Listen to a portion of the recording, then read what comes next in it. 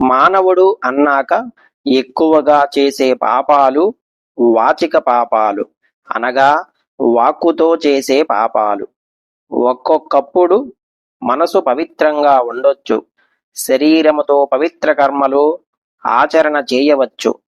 కానీ వాక్కుతో చేయరాని పాపములు చేస్తే అనవసరంగా నోటికి వచ్చినట్లు అబాండాలు వేయడం, మాట్లాడకూడని మాటలు మాట్లాడడం, ఇవి చాలా ప్రమాదకరమైనవి.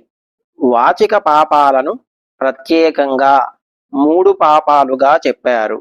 అందులో పైశూన్యం. పైశూన్యం అంటే డంబములు చెప్పుట లేదా కొండెములు చెప్పుట. అసంబద్ధ ప్రలాపం తరువాతది. అసంబద్ధ ప్రలాపం అంటే అక్కడ ఏ సంబంధమూ ఉండదు.